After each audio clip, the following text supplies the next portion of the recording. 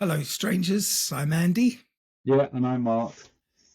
Mark was literally on the way out the door just as we were beginning recording, apparently. That's right. No, I was because I've still got guests here, and we were just going off to the ski resort. So I've interrupted a trip to the ski resort to do our little podcast this morning, Andy. You should feel honoured. Which you said last week would not interfere with any of your plans whatsoever. But I've got to remember. It was literally, as I was walking out the door, I was looking for my phone, and I saw that you'd sent a message. Otherwise, it would have been, yeah, it just wouldn't have happened. Well, anyway, I see that in the newspaper this week. Yeah, I saw that the newspaper. Sometimes. Well done. There were two privately funded moonshots in the works.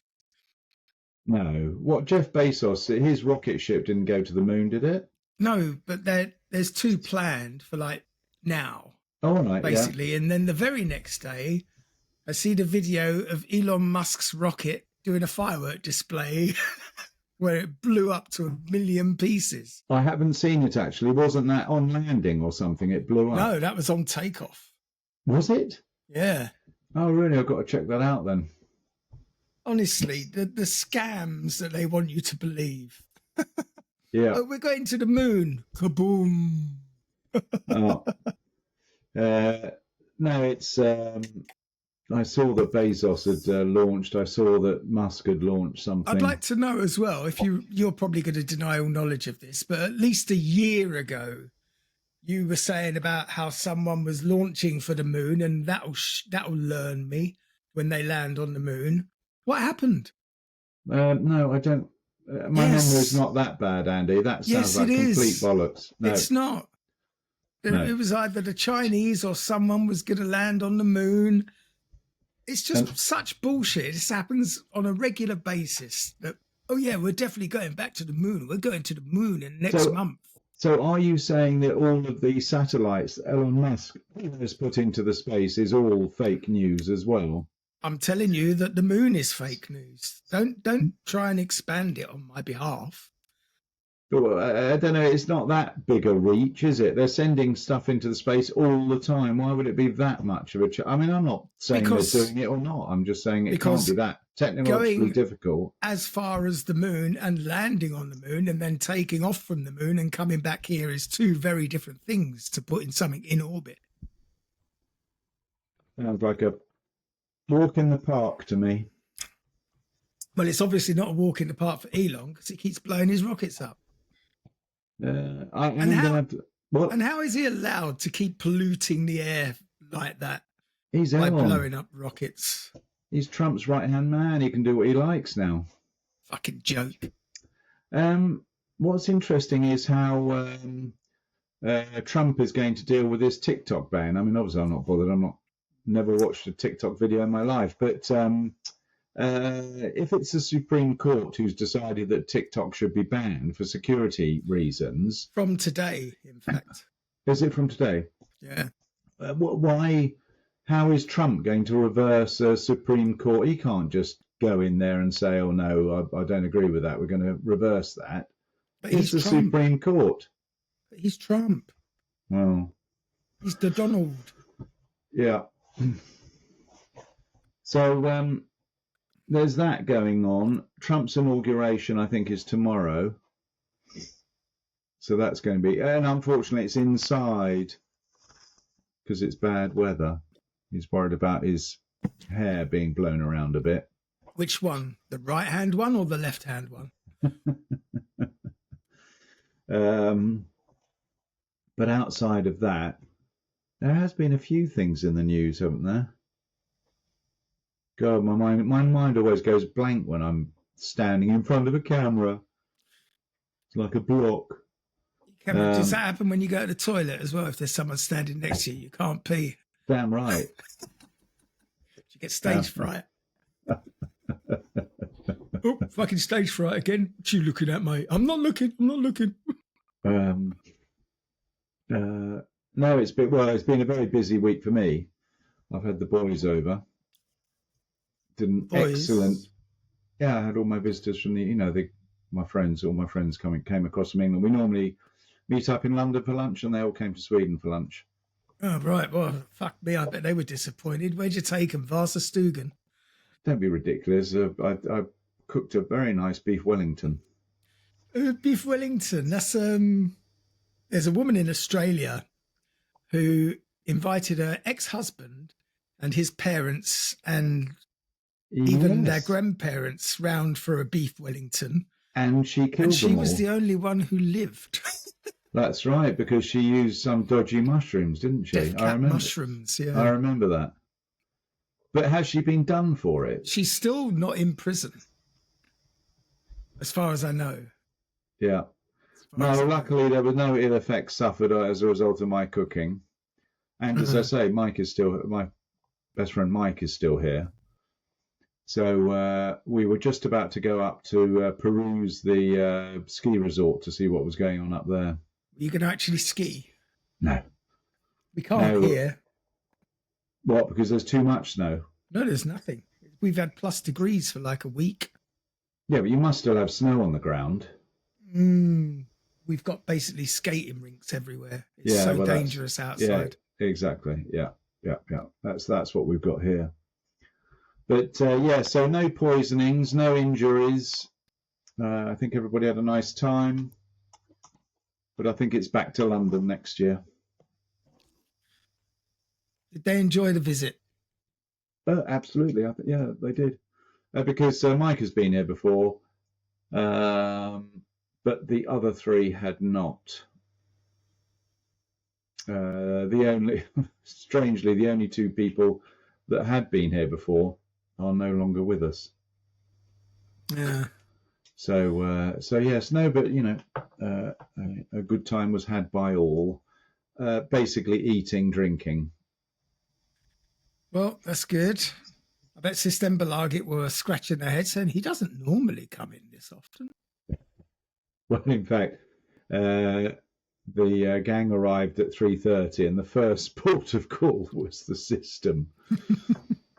And, Of course. Yeah, we did consume, let's put it, a little bit more than a modest amount of alcohol. Right. Oh, well, that's good.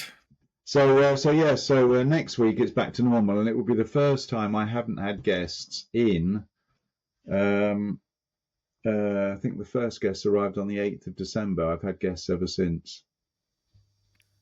Well, it's too much. Well, I've had a busy weekend at work. I worked yesterday and I worked today. That's a good sign, as long as you actually get paid for it. Well, of course I'm going to get paid for it. It's just that I'm so busy. So there is a lot of overtime for you to do. I don't want to do it all the time. Yeah. But it's there if I do want to do it. All right, good. But the thing is, because we have depleted numbers now, it doesn't make our workload any less. But your department, they haven't actually knocked anybody out, have they? No, they haven't. But people with cold feet have started jumping ship. Oh, have they? All right. We've lost 3 CNC operators What?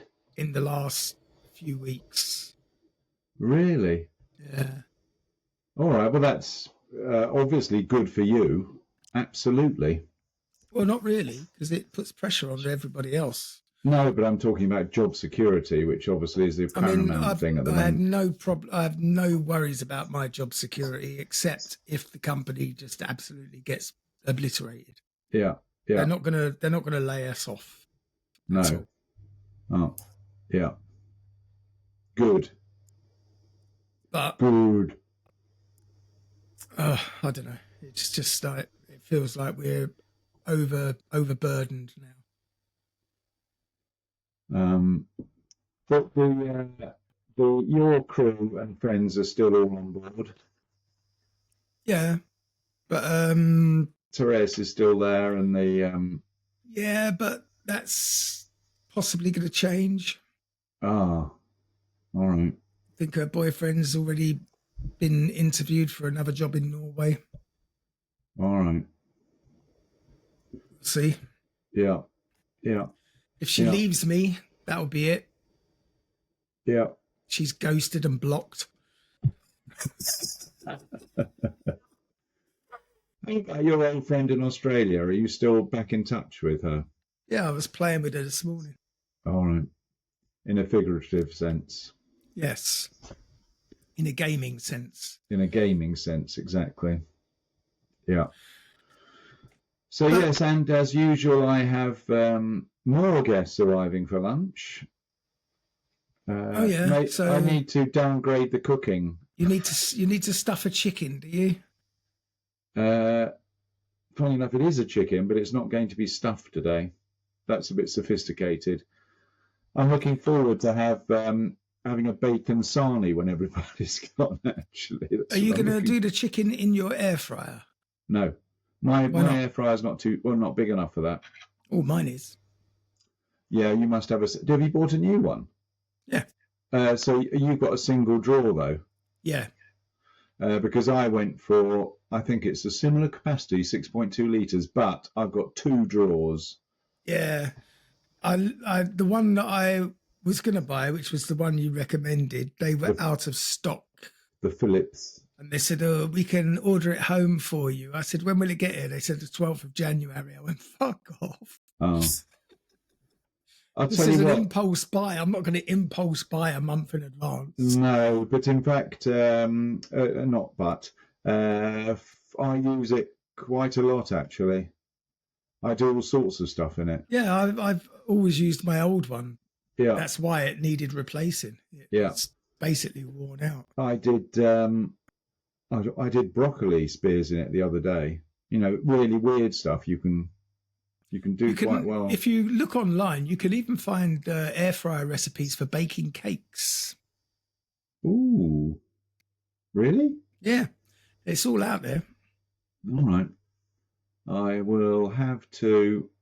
Yeah. I mean, I'm enjoying experimenting, but I haven't roasted a chicken in it yet. I haven't roasted a chicken with it yet. So yeah, so that's that. Other than that, obviously, I haven't met anybody really, other than the gang and family. I've been putting some miles on the car. My Suzuki is working well. I've been contacted by Kia about my lease. But it's got a year or two to run. No, it's got 6 months. And have they reduced the premium you have to pay Oh, yeah. monthly? Yeah, it's went up 1,000 and it's gone down 300 now total. So it's Right.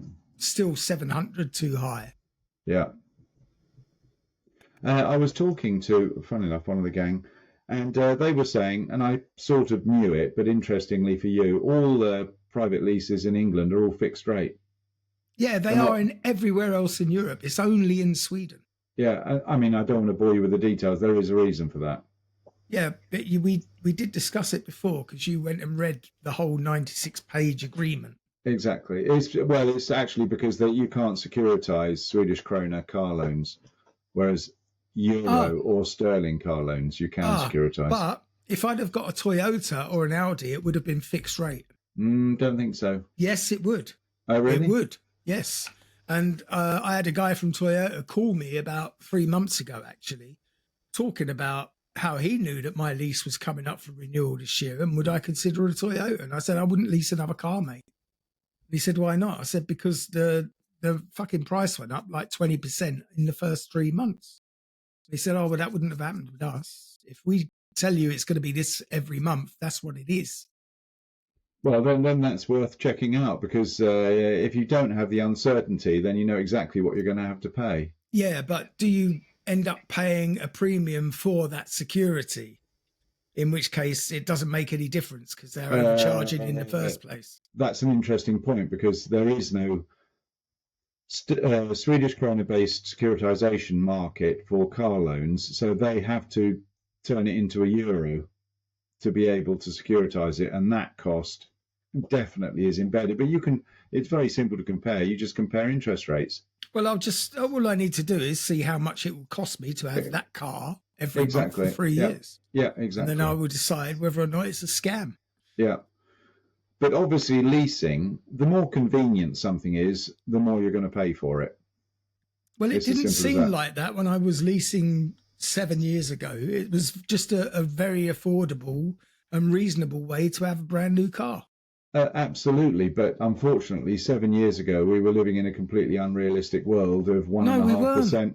No, Well, we yeah. weren't living in an unrealistic world. We were living in the real world. They make it look like we were living in an unrealistic world just so that we will accept the shit that they put on us now.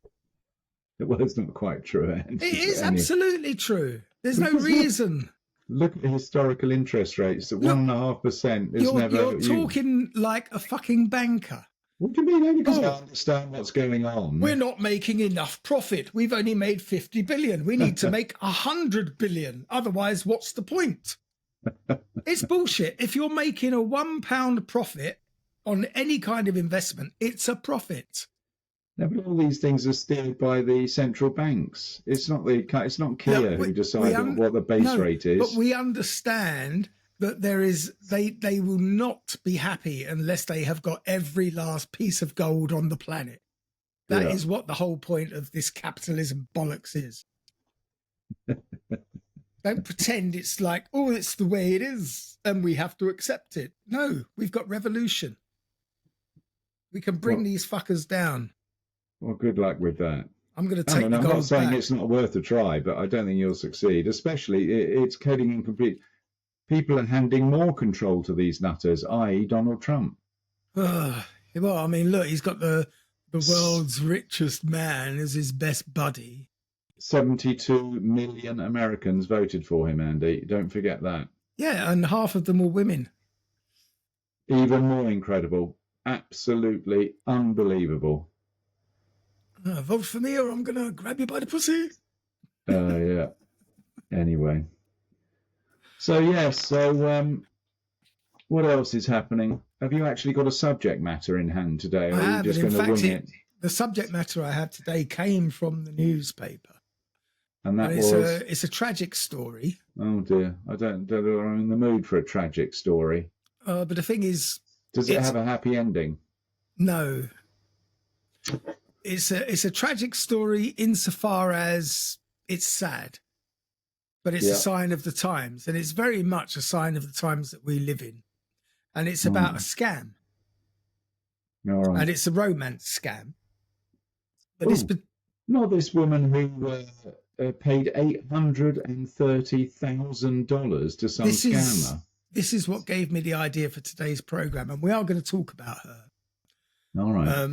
Because, online scams have been around since the beginning of the internet, and the scammers usually pose as someone in need, hoping their victim will send them money, and they've got more sophisticated over the years.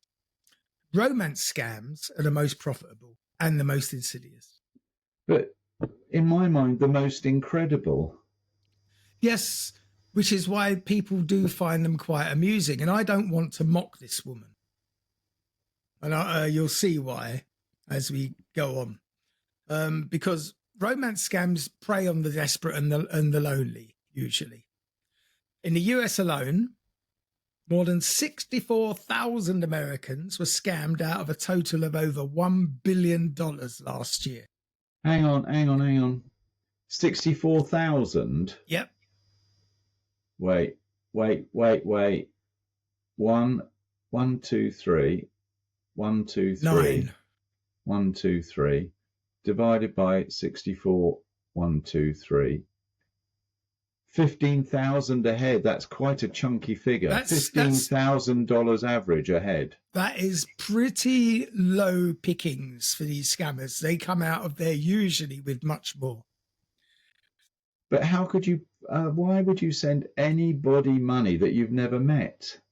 Well, 64,000 people obviously don't have a problem with this, but this is all down to mental illness, I'm afraid.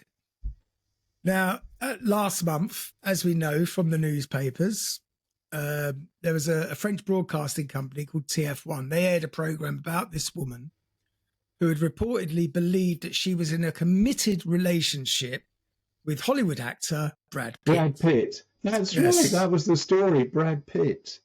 And she was in a relationship with him for a year and a half. Obviously a non-physical relationship because she'd never actually met the guy. No. But when the story actually attracted international attention, the broadcaster withdrew the program after the victim began receiving a hell of a lot of mockery from online social media posters. Did Brad Pitt ultimately take pity on this woman and actually take her out to dinner? No. How would that would be encouraging people, for God's sake. Oh, you're right, actually. Yeah, if you look at it from that perspective, yeah. Now, the program gave details about the scam in which the victim, who was a 53-year-old interior designer, very successful and actually a very attractive lady, had tried to take her life 3 times since the scam came to light. So TF1 announced it had removed the show on Anne after her testimony had sparked a wave of harassment. But despite its removal, you can still find that program online. But she's still around. She hasn't. Yeah, good. Further mockery came from Netflix France, who put out a post on X advertising 4 films with Brad Pitt for real, in brackets. That post was later deleted, and the French football club Toulouse FC made a formal apology to Anne after it said, "Hi Anne, Brad told us he would be at the stadium on Wednesday. You?" These people have no moral my God. compass. No fucking moral compass whatsoever. It's like, read the room, you fucking idiots. Now, it was explained during the program that Anne was first contacted by somebody when she downloaded Instagram in February 2023. And at this time, she was still in a marriage to a wealthy entrepreneur. So she was... Yes. Oh, no, this story gets worse. So she was married. It gets really worse.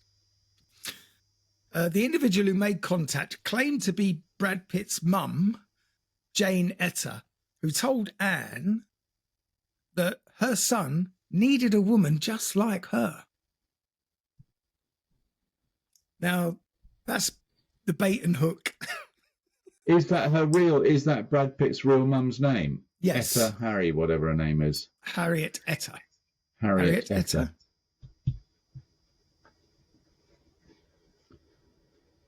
Jane Etta. So, yeah, all right. So the mum has supposedly made contact. So the mum's baited the hook. Sorry, can I ask a question? Is it too premature to ask? Because I like to know there's justice at the end of this story. No, look, did they find out who did it? Look, no, we're not going to go there because I'm not giving fucking spoilers at the beginning of an episode. Fuck you. Well, the next day, someone claiming to be Brad messaged Anne, which made her a bit suspicious. Really? She said, "At first, I said to myself that it was fake. It's ridiculous." We're not going to listen to French accents the whole way through the podcast. As someone who isn't very used to social media, I don't really know what was happening to me.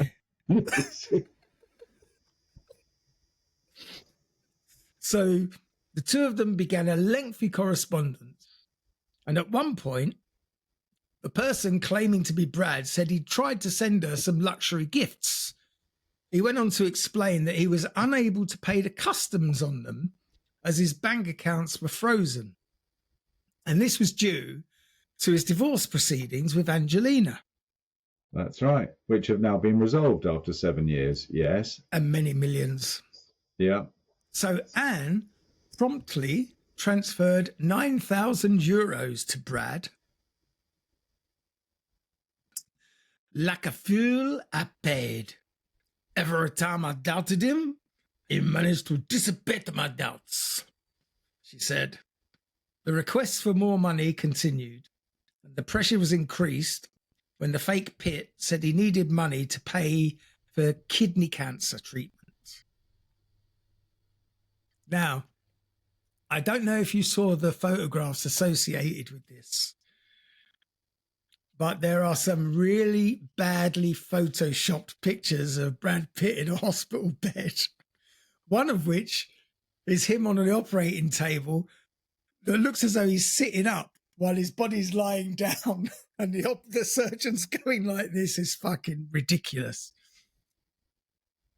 In an effort to convince her, he sent these multiple pictures depicting the 61-year-old actor in a hospital bed with bandages wrapped around his head.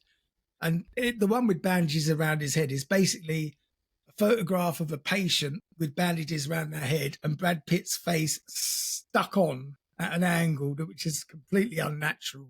It's just so wrong. I'm looking it up. It's Brad awful. Pitt scam pictures. It's awful. Sorry, how old was this lady? She was 50 something. She was 53. All right. Yeah, and as I said, there was even one of him on the operating table. Now, unbeknown to Anne, these were all AI-generated images. However, when she tried to confirm if they were real, she found nothing that made her suspicious because she looked the photos up online but couldn't find them. So that made her think that he'd taken those selfies just for her. You found them then?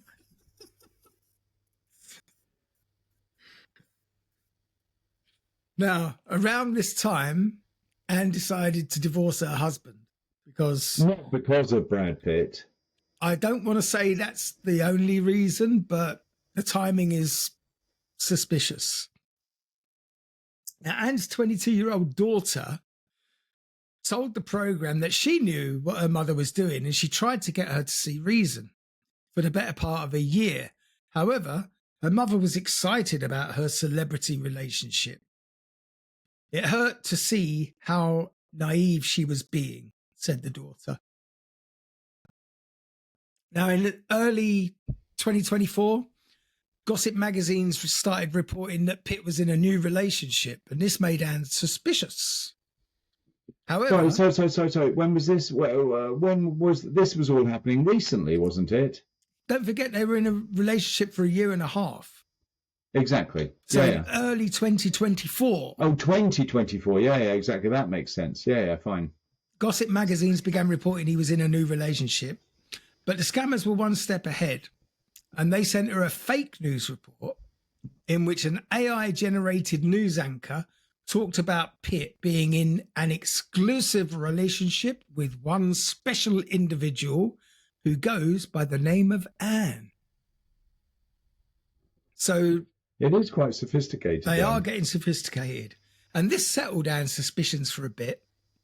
However, on July 4th, 2024, so 7 months later, it was revealed by People magazine that Pitt was in a relationship now with Ines de Ramon, a model, and that things between them were serious. With this, Anne decided to end things with the fake Pitt. By September 2024, a source said that Pitt is very committed to de Ramon. So now, in an effort, because they don't let go, these scammers, in an effort to get more money from Anne, the scammers attempted to contact her again, this time posing as Special FBI Agent John Smith. I mean, not even a little flicker of imagination. However, Anne contacted the police on this occasion, which prompted an investigation. Now, as part of the divorce settlement from her husband, Anne got the proceeds from the sale of their house, or half the proceeds, all of which she sent to Brad to help pay for his kidney cancer, which totaled €730,000. They got every last centime. I mean, unfortunately, as you were saying, people taking advantage. I mean, obviously she wasn't mentally well No, when but the all of thing this is, kicked off. you can understand it to a point because, you know, this thing can actually happen in real life. I mean, for instance, I've been in a relationship with Taylor Swift and Britney Spears, and for some reason, Justin Bieber for the last 4 years. How much have you sent them, Andy? Fucking everything. Everything. They're always skint. It pisses me off, to be honest. No, but So, I mean, but to be that gullible, you can't be well. I wonder at what point the delusion kicks in. And when it does kick in, it kicks in strong, because after sending 9,000 euros to someone who has more millions than you can even count, and then them asking you for more. But to send him 730,000 euros. I mean, even did her bank not ask any questions? Mm. They probably did, and she said, "I'm sending it to Brad. Shut up, you fool. You're an idiot." Right, come on, because I want to hear that justice was done. So carry on with the story. So this poor woman got divorced. All of her settlement she sends off to Brad. Yeah, so in total, the scammers took $850,000 from Anne. The TFI program said that Anne had been left skint after the scam, and that she'd attempted to take her own life on 3 separate occasions, which is the tragic part of the story. Because that is obviously, she's come to her senses finally, realised that she's been scammed, and it must hurt. It must really hurt, because you've got the double heartbreak of having your heart broken and being robbed blind by your own naivete. So they tracked down the caller to a remote village in... Well, the guy is now the king of the village. No, I said we wouldn't mock. So Anne revealed that she was now living with a friend, and she said, "My whole life is a small room with some boxes. This is all I have left." Although she was taken in by the scam, she said that anyone could have fallen for it if they were told words that you never heard from your own husband, adding, "Why was I chosen to be hurt this way?" Well, because they're good at their job. They saw you a mile away, I'm afraid. "These people deserve hell," a tearful Anne said. "We need to find these scammers. I beg you, please help me find them." When the program aired, Anne hit back at the online mockery, explaining in a YouTube interview, which I would not have done if I was her, that TF1 had left out details about her repeated doubts over whether she was being taken to the cleaners or talking to the real Brad Pitt. But I mean, it doesn't matter if you had repeated doubts. You still sent nearly €1 million fucking euros. I mean, to be honest, if you had doubts throughout the whole process, it makes it even worse. Yeah, because you're actually Then throwing you good thought money about off the bat. it. Exactly. You thought about it and thought, nah, this can't be a scam. It's got to be real. He really loves me. Well, despite the online backlash and ridicule, a lot of people have gone on to support her, with one person saying, "I understand the comic effect, but we're talking about a woman in her 50s who got conned by deep fakes and AI, which your parents and your grandparents would be incapable of spotting. Romance scams can affect anyone at any age, and thousands of people are conned every year." I would say it was more like millions, to be honest. Yeah. For many, the advent of AI will only worsen the situation, because talented artists are capable of creating convincing images that really appear genuine, coupled with plausible scams, meaning that people are at risk of being fooled more easily. French newspaper Libération or Libération. No. Libération. No. Libération.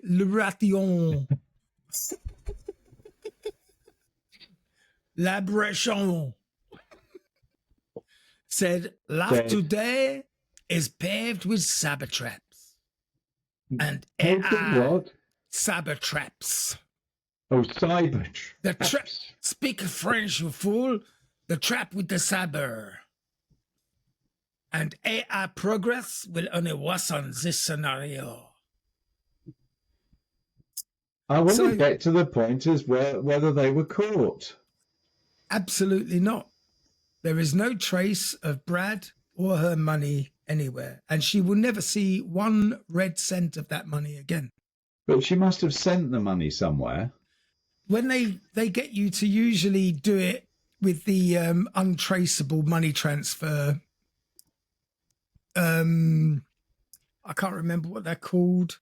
They've got offices all over the world. You pay in Western Union. Yes, Western Union. So you pay in a Western Union office, and it can be then withdrawn from any Western Union office anywhere in the world with a serial number, a code that you get when you pay in the money. Yeah, but they must have video cameras of the people coming into the Western Union office. I can tell you that money went to Africa, without a doubt. Without a doubt. Now I am a prince in my country. What? It's fucking true. It's the. What do you mean? I would have assumed it was India, actually. It's the scam capital of the world. Nigeria. No, India is. Nigeria is the scam capital of the world. Really? When it comes to romance scams, Nigeria. I promise you. Anyway, that's the story of Anne. And after reading, I mean, that was obviously a lot more than was in the newspapers. But after reading that story, it made me start thinking about scams in general. And there is a comic side to most scams. So I went about other than the victims, of course. Well, usually scams carried out against corporations or companies I really enjoy. But I thought I'd look for a decent scam, and I found a fairly decent one. And it's the diamond hoax of 1872. Now, in Holland or no, Brussels. This is in California, in fact. When gold deposits were found in Sutter's Mill in Coloma, in California in January 1848, it began the American Gold Rush, which brought thousands of people throughout America and from abroad into California to search for their fortune. So, when 2 grizzled prospectors made their way into the Bank of California in 1872 and deposited a bag full of diamonds that they claimed to have found while prospecting, it came as no surprise that local businessmen and tycoons flocked to learn more. But even they couldn't have foreseen that the diamond field was not quite what it seemed, and that these men were far more shrewd than anyone could have imagined. In the summer of 1872, these 2 veteran prospectors, Philip Arnold and John Slack, travelled to San Francisco. They walked into the Bank of California and requested the teller deposit a drawstring sack into the bank's vault. The men declared they were off to get drunk in one of the many salons in the city. As they left, the teller couldn't help. You're talking saloons. Yeah, sorry, saloon. I'm still stuck on Kitty's salon from last week. That's where I would have headed with my bag of diamonds. Exactly. As they left, the teller couldn't help but look inside the sack, and she saw a handful of sparkling diamonds. Now, he immediately rushed into the office of the founder of the bank, a chap called William Ralston. Now, Ralston was a powerful businessman who'd invested hundreds of thousands of his own money into building projects. He built the California Theatre in 1869, and his latest project was the construction of the Palace Hotel, into which he had invested millions of dollars from his own banking empire. Because of his financial greed, which you'd be well aware of, he immediately began looking for the 2 prospectors. And after a 3-day search, he found them in a drunken stupor in one of the saloons. Once they sobered up, the 2 men refused to tell Ralston where they'd found the diamonds and revealed only bits and pieces of their story. All they would tell him was that this diamond field was bigger than Kimberley's diamond mine and they refused to tell Ralston the location because they hadn't yet acquired the title to the land. Mm-hmm. So the hook is baited. Yes. Ralston offered his financial backing if the men would agree to lead a party to the site, but they had one condition. They would only take a party to the site if they agreed to be blindfolded for the journey. Red flag, red flag. Now, Ralston agreed and sent his mining engineer, a chap called David Colton, along with Arnold and Slack. Two cousins led Colton and other investigators into western Wyoming, where they disembarked from a railroad stop, and they were led for several miles before their blindfolds were removed. When Colton returned to Ralston 3 weeks later, he was wild with excitement, and he brought with him a handful of diamonds that he'd collected. When Colton made his report, more businessmen expressed their interest and their wish to invest. Ralston was the first to fund the venture, giving the prospectors $50,000, and he set aside another $300,000 for them to begin using, and promised another $350,000 when the diamond field began producing profits. Others who contributed towards the funding were Baron Anthony de Rothschild of the famous Rothschild banking family, General George S. Dodge of the famous Dodge Challenger car family, Charles Tiffany from Tiffany and Company jewelry business, the editor Horace Greeley, and General George C. McClellan and financier Asprey Harpending. Now, Tiffany's evaluated the stones as being worth about 150 grand, and the investors attempted to persuade Arnold and Slack to reveal the location of the diamonds, but the two men were still reluctant and refused. However, they did offer to take another party of investigators to examine the field and see for themselves. They led a party of men, including mining engineer Henry Janin and geologist E.W. Emmons from the railroad at Rawlins, Wyoming, into wild rangeland, where they finally arrived and were allowed to take off their blindfolds. And the men were astonished by what they saw. The valley before them shimmered with diamonds, rubies, and an assortment of other precious stones. When they returned, I mean, it's a good scam. When they returned with their report, Ralston's greed overcame all of his common sense, and he decided to convince the two men to accept a cash settlement to hand over control of the diamond field to his prospective new company. He threatened them with complex threats and bullied them with incomprehensible legal maneuvers. Arnold and Slack believed they could not hope to compete with such a ruthless businessman such as Ralston, so they accepted his offer and sold their interest for $660,000. They then promptly left California. And probably America. So what did they discover, these idiot Ralston people? Well, Ralston and the other investors established the San Francisco and New York Mining and Commercial Company to process the expected mining and wealth of the diamond field, and they appointed New York attorney Samuel Latham Mitchum Barlow. Fucking hell, how many names do you have to have? No wonder. Oh, hello, Sates. As their legal representative.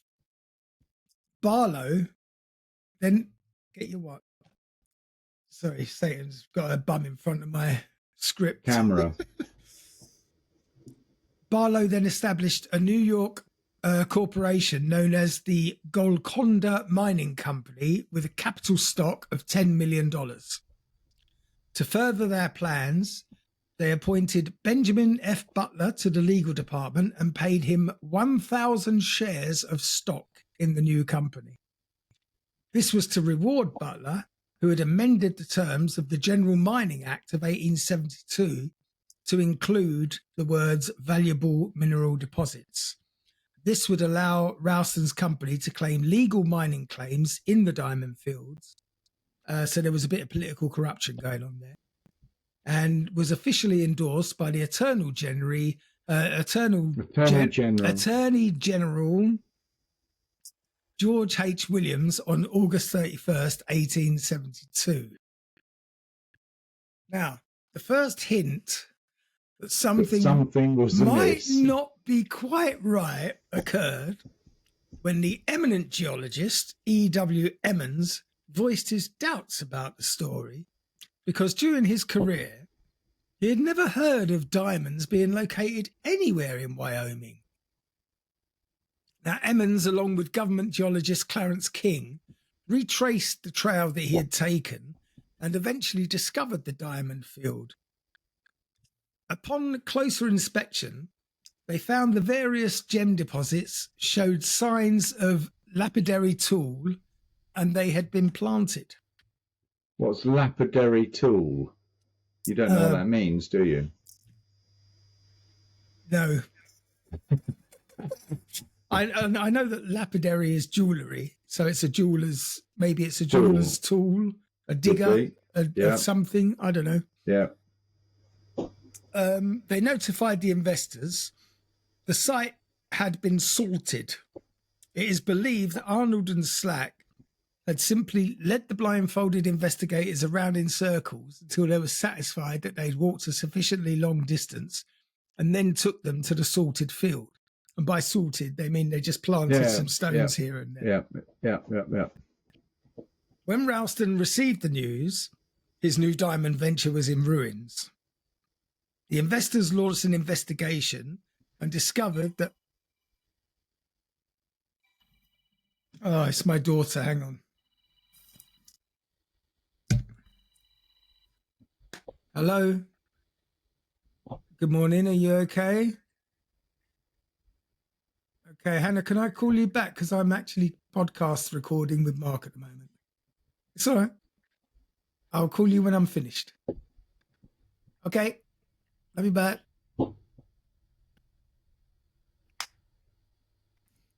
She's in Stockholm. Yes.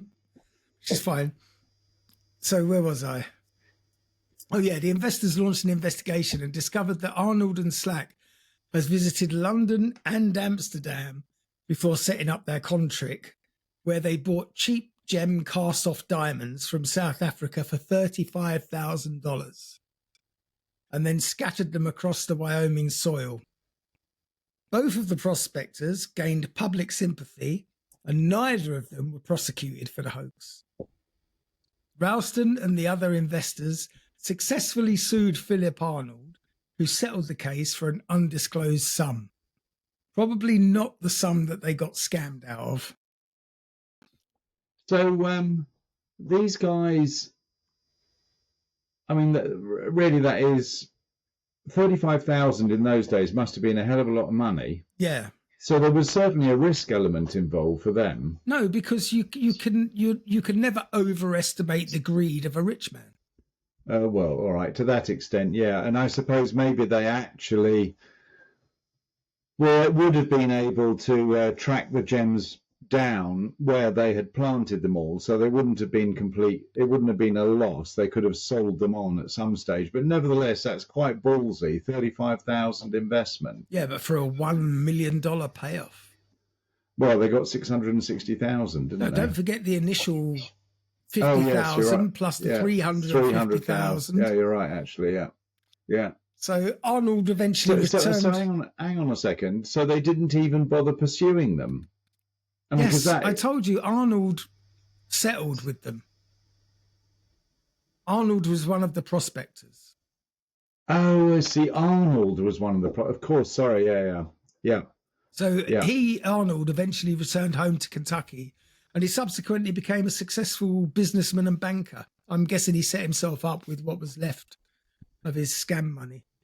He later died from pneumonia after being wounded by a rival businessman during a shootout. Now, that's how you settle your business affairs. You have a good shootout. John Slack moved to St. Louis, where he started his own coffin making company, and he lived quietly for the rest of his life before dying eventually in 1896. Ralston's Bank of California collapsed in August 1875, and he was found the next day, his body lying in the San Francisco Bay, where he had died from either a heart attack or suicide. And that was the Great Diamond Scam of 1878. Yeah, that's quite a good one. I mean, it's just absurd to think that people would be so stupid that they, from up on their horse or whatever, they just see diamonds and rubies lying in the ground. I mean, it's just absurd. I mean, that is actually, it used to be like that on some beaches in South Africa. No. Yes, you could literally pick them up off the sand. Not anymore. If you read about the early days of De Beers, the security measures they used to have to take were pretty bloody mental, because you could literally pick them up off the beach. Isn't that public territory? Beaches. Well, that's never stopped anybody laying a stake in a claim. Yeah.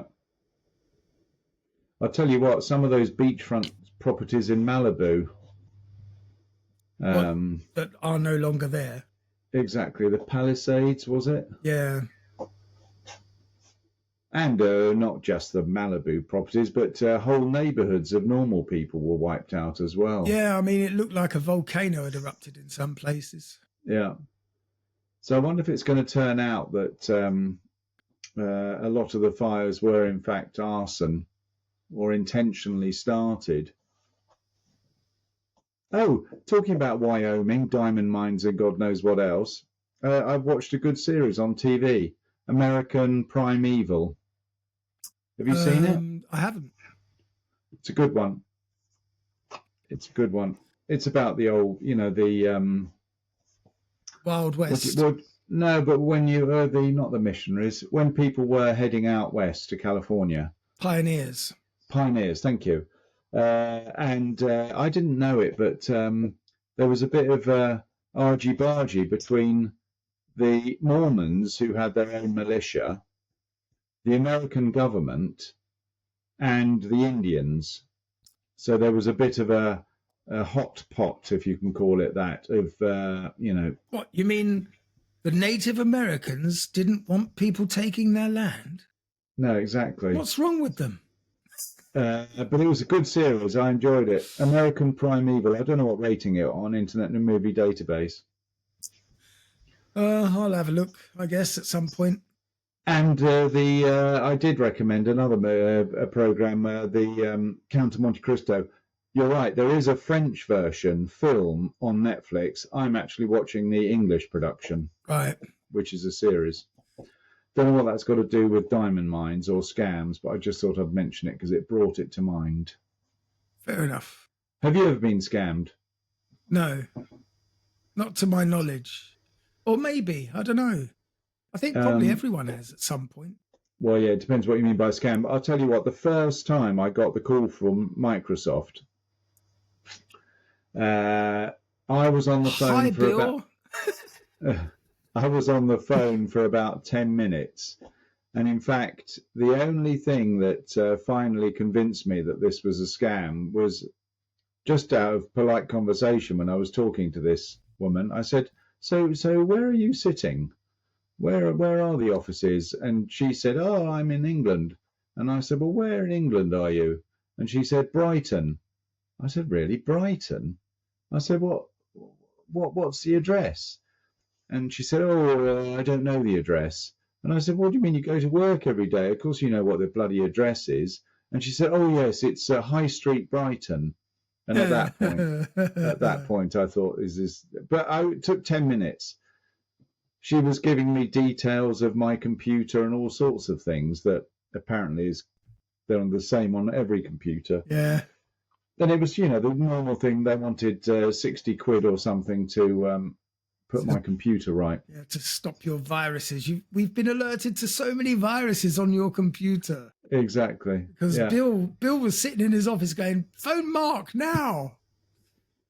But, you know, the first time you get it, obviously they're convincing. It's so finely tuned, the number of calls they make. They probably refine the script.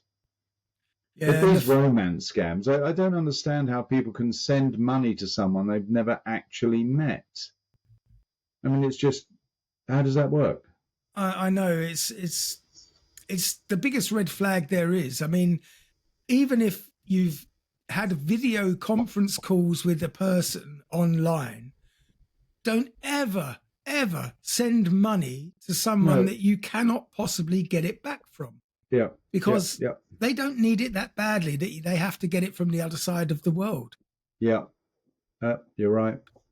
It's crazy. Completely crazy.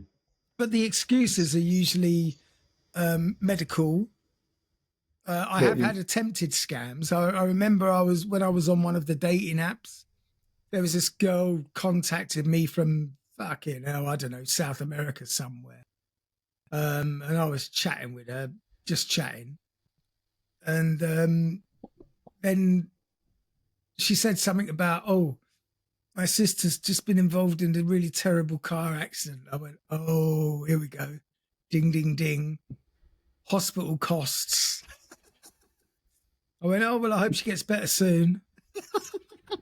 So that was on through a normal dating app, was it? Oh, yeah, they will track you down. They will find you. I mean, it's usually dating apps where you get captured. Look at what happened to our Liverpudlian friend. Who was that? I don't want to say his name. Well, he got caught in a scam, did he? Yes, don't you remember? He came to Stockholm while I was living there to meet her at the airport. Well, I don't remember that. And what, she miraculously didn't appear? Well, she was never going to appear, but he couldn't work out what the scam was because there had been no mention of money up to this point. And Although I had tracked down her photo as the photo of a Hawaiian model working out of the US and not the person that she was pretending to be. So he knew it was a scam, but we couldn't work out what the scam was until just before the flight was due to take off from Johannesburg or wherever she said she was. She got a phone call. He got a phone call. She was in tears. They won't let me fly because I can't prove I have enough money to support myself when I'm over there. So this travel agent said that Derek needed to transfer 1,000 euros so that she could prove she had money to support herself. But don't worry, he will get it back as soon as she lands. I said his name, didn't I? you did. I don't think anybody will add two and two together. Really? I didn't remember that. Maybe I wasn't party to it. Oh, you were. I mean, that was a few years. That was a few years ago, though, wasn't it? It was, yeah. That was while I was living in Stockholm, so maybe 10 years ago now. Yeah. Good. All right. Well, I'll try and avoid getting scammed as best I can with my limited mental ability. Anyway, we better wrap this up. That brings us to the end of this week's wonderful episode of Strange Stuff podcast. Yeah, that was mildly entertaining, actually, apart from the fact that this poor woman obviously suffered as a result. Well, I hope you learn from other people's experiences. Yes, yeah, exactly. If you're going to get scammed, try to make it as cheap as possible. And honestly, if Ed Sheeran does contact you because his car's broken down, tell him to get a taxi. Cheap ass fucker. Have yourselves a great week. Have yourselves a strange week. Don't forget you can follow us on the Facebook thingy. You can watch us on YouTube. You can listen to us here. You can do all of those things. We'll see you next week. Have a good one. Bye-bye.